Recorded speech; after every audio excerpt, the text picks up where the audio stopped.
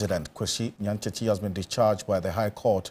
We'll tell you exactly why, and that's why Dennis Barberi Wadam Esquire is here with me. Dennis, what's the latest on this case? Well, so there's some good news for Kwesi Nyantakyi on this particular matter because the High Court today has discharged him from the charges that were leveled against him in respect of corruption and fraud.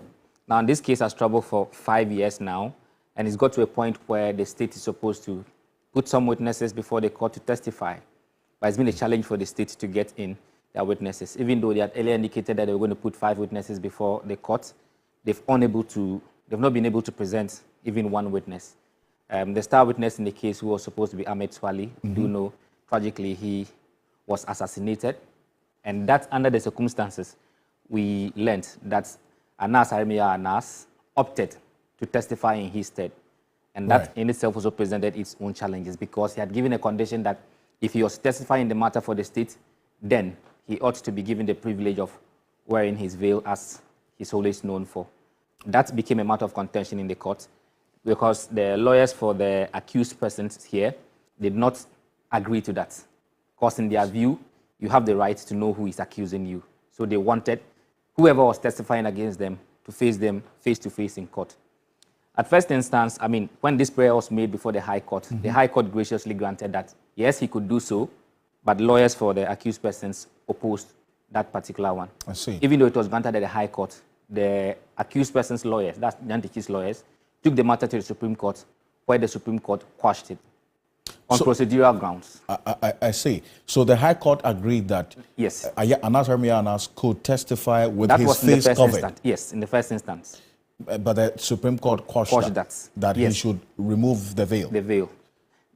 And now, in making that ruling, the Supreme Court did indicate that that prayer that was made by the state with respect to allowing Nyantakyi, Anas to testify with his veil was made orally. So they should go and make it formally. That is by way of putting it to paper and filing the process in court. When that happened under a different judge, the prayer again was granted in parts. That's to say, they said, okay, we'll allow him to only remove his veil in chambers for the accused person to see him in chambers. But when he comes to open court, then he wears his veil. Right. That too did not sit down well because that was supposed to be, something to make up for. Don't remove it, I'll remove it. Okay. But that did not sit down well. So that decision too was challenged at the Court of Appeal. The Court of Appeal ruled that no, if you must testify, you must come with your face, your mask off. But as of April 2, there was clear indication that it was going to be difficult for Anas to show his face in court.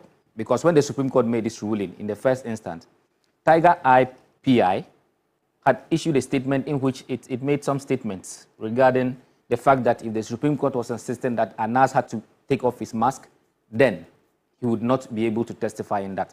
Except of that is what you see here.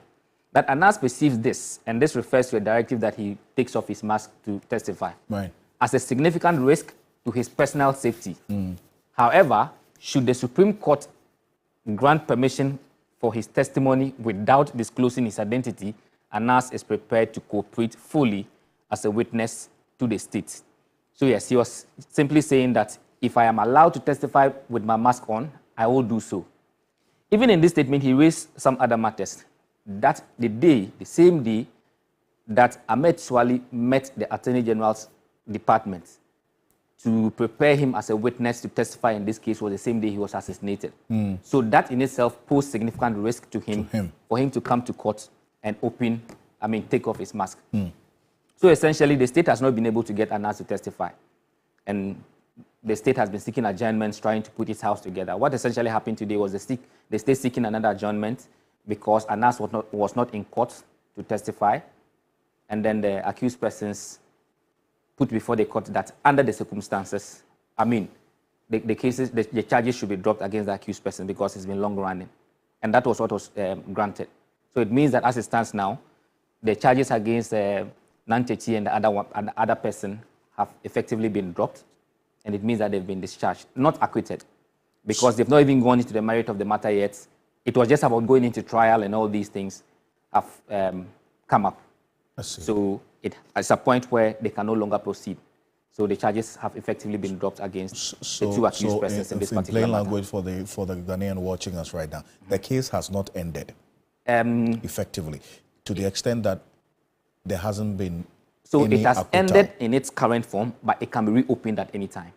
Okay, if the state is able to get Their people witnesses, yes, to they can. testify. Exactly. So that's what it effectively means. But until that time, he's a free man walking.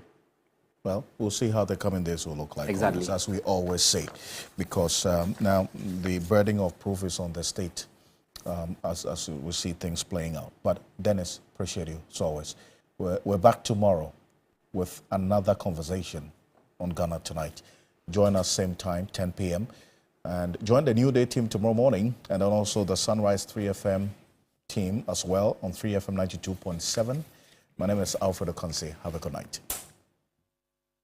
Ghana Tonight is brought to you by Flamingo Paint. Superior durability, superior hiding, superior coverage, simply superior.